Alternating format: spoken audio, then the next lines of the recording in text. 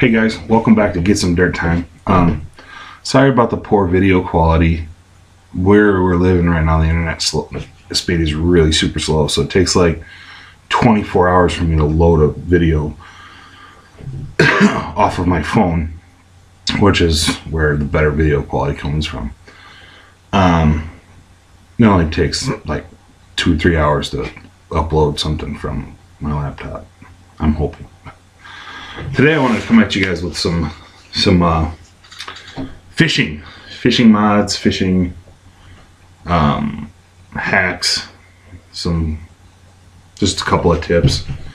I'm gonna start off with the parents out there, dads, moms, with little youngsters that want to start fishing. This is my daughter's fishing reel.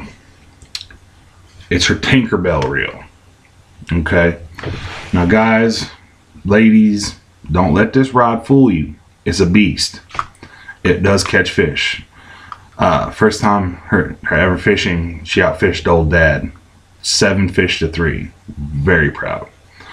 But anyways, the reason I'm showing you this is because in most of these fishing reels nowadays, the whole handle's hollow. So I had this idea, and I think it's kind of genius personally, but I mean, somebody might say otherwise or say, well, why didn't you just use this? And it's what I had at the time. That's why I didn't use it. So what my hack is on these is I've dropped poles in the water. I think if any angler has fished for more than 20 years, they had to have kicked one in, had one pulled in, slipped on some rocks and let one fall in, something. If you didn't, awesome. If you did, pay attention. Because this same hack will work on adult reels too. And the hack is pool noodle. That's right, pool noodle. I cut up a piece of pool noodle, once again because I had it just laying around, and I stuffed it in the cavity in her fishing reel. I already took the screws out, guys, so there's actually 2 screws that go into it. So, but I did this so if the little tyke threw, cast it out and the pole went with the line, I had a chance to fish it back in. Now, I think this is rather genius. And yes, before anyone asks, I did throw it in the water to make sure it floated. I don't know how well it will float if something gets on it, but it's very buoyant right now. And I recommend, if anyone has a youngster that's fishing, to do this. That way you can always retrieve the pole and it doesn't have to ruin a trip for you. Now, I don't know, I don't have any more of the pool noodle left, or if I do, it's lost from the move.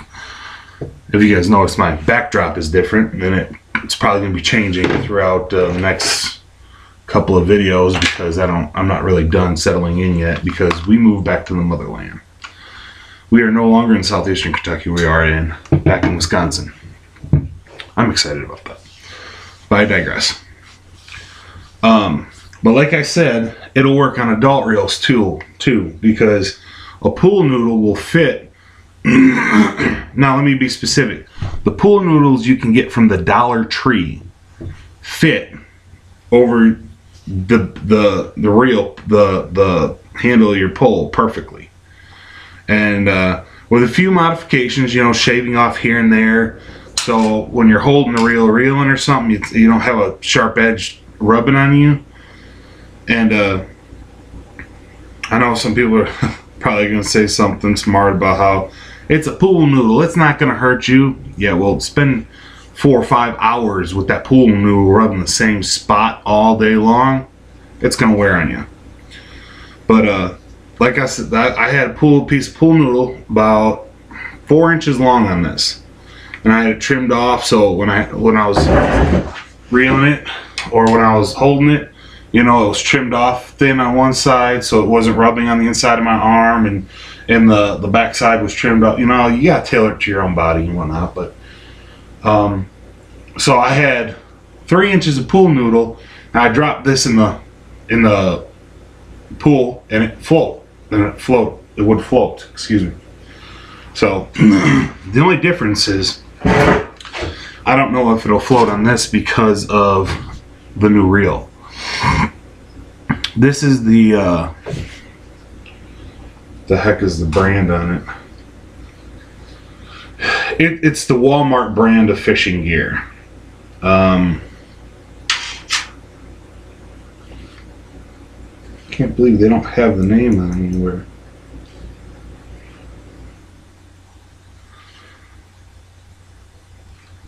Alright, I'll just look it up later and link it in the thing. I'm burning up time. Just off my initial impressions of it, it seems like a really good reel. I mean, it's the reel is positive stop, or what I call positive stop. So when you're reeling, you know, you don't have that travel, that wind back like other fishing reels do. For example, this is the other reel I was going to talk about. It's just one of these little collapsible deals. Got a little Mepps bucktail on it, or Aglia. I don't know, but nice. So now when I say positive stop, I'm talking about it does not do this. That backwards motion doesn't do that. This has been a really good reel and a really good pull. Recently I was fishing over by on a buddy's property, and I pulled out 3 nice sized bass and a whole bunch of really nice bluegill. I'm talking nice bluegill. And I've, in the past, you know, talking to people and being on a lake or something, somebody will spot this in the back of my vehicle. And I said, well, you can't catch nothing on that because the pole is maybe 4 foot at best, and you can see it's super whippy. I mean, really ultralight. The funnest part about this pole is if you get a 5 or 6 inch bluegill on it, it feels like you got a marlin, son. It is just, and then if you get a bass, it feels like you got a snag that's pulling back. But I've caught bass, bluegill, trout. I caught a monster bullhead on it one time. That sucker was like 1.5 feet long. It was awesome. One thing, recommendations: if you want to get one of these to put in your vehicle, I recommend paying close attention to how it's attached. This is just a friction fit. You know, you cram it up there and stick it as hard as you can, and that's it. That's how it is. I'm trying to figure out a way how to change this out, but for now, this is what it is. I don't know. That's a pretty good setup. I like it. This is actually what I caught the bass on. This little Mepps spinner. It's the Aglia, the Aglia. I don't know. I'll try and link something with it down in the video. But it's the brown. It's a brown with a little bit of red in it, and it's got red string on the top. This is just a silver blade. I know the one with the big brass blade, the number. I think this is a number 2. I think it's the double-aught one. That thing slams them too, but not as many because the small ones can't fit in them. Those are some of the key points for packing up and moving or transporting fishing poles. I faced the dilemma for about 30 seconds when we were doing our move, And then I had the idea, well, you know, it'd be cool if I had a really long tube.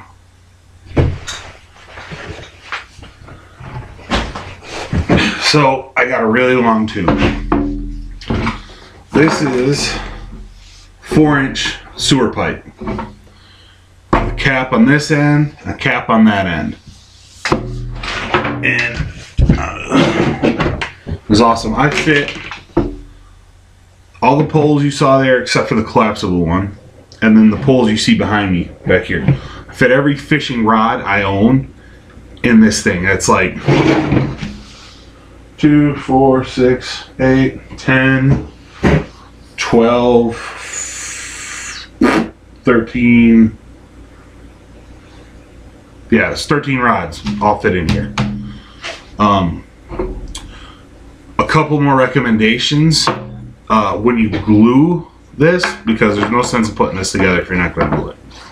Because one of these will pop right off or get caught on something where someone's moving it and pop off, and then your rods spill all over this.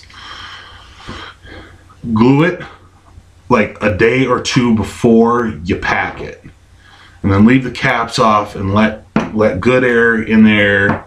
I did that on this one, and I can still smell some of the gases from the glue inside of here. When I packed my bows in, I didn't wait nearly as long, and that got kind of ripe. The gases actually built up a pressure in it while it was sitting, and when I opened it, it was like opening a soda. But anyways, just some tips in case someone's looking to move. Now, this is the most catchingest thing I have ever used for rainbow trout. I've had to paint the one I use frequently like 7 times. I mean, I have to repaint it all the time because it lasts that long. It's these little yellow and red Panther Martins. These things will slay rainbow trout all day, every day. I guarantee it. I know I see a lot of people saying, "Oh, well, you need some rooster tails, and you need buck tails, and you need blah blah blah blah blah blah blah." If you're gonna be in anywhere within walking distance of a stream that have trout in it, you need to have at least one of these. I say have 3 of these, but you need to have at least one, just because they work. Another thing that works real quick, I'm running out of time here. I just thought of it actually because it didn't have it with me. It was in this bag. No, it wasn't in this bag. Yes, it is in this bag. There it is. Another of those little spinners that works, that is super duper cheap, that everyone pretty much frowns at me when I pull them out. There's these little guys.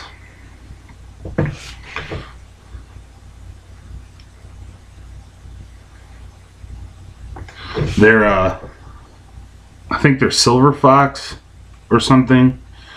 They're the super cheap spinners that you can get like a pack of 6 for $5.